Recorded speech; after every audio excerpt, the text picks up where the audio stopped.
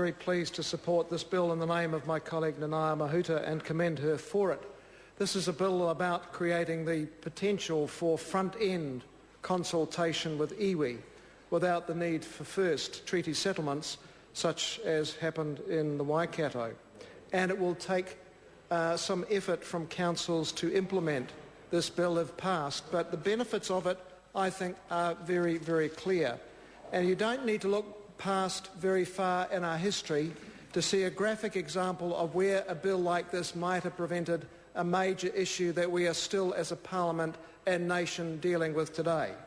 I think back to Marlborough 10 years ago when iwi in the Marlborough Sounds felt they were being excluded from the growing race for water space in the Marlborough Sounds. They believed, whether right or not, that a councillor or councillors were precluding them from gaining any water space.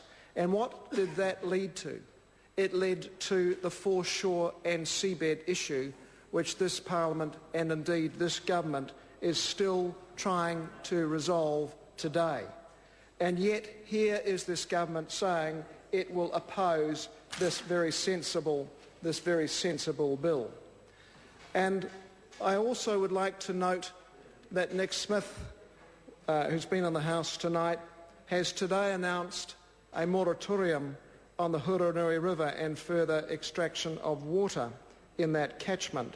That decision was recommended to him by the ECAN commissioners he installed by parliamentary majority just a few months ago, and included amongst the 7 commissioners is one appointed iwi representative.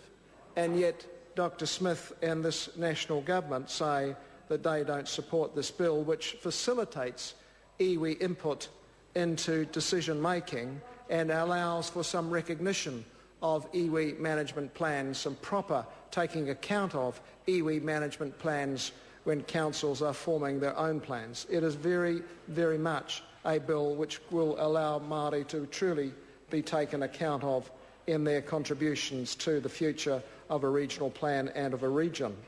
And I'd also like to note the ACT leader, Rodney Hyde, in talking about a precursor, I suppose, in a sense, to this bill, which was the co-governance arrangements on the Waikato River, which gave Tainui a right for some input to the decision-making of the river they regard as so sacred and important.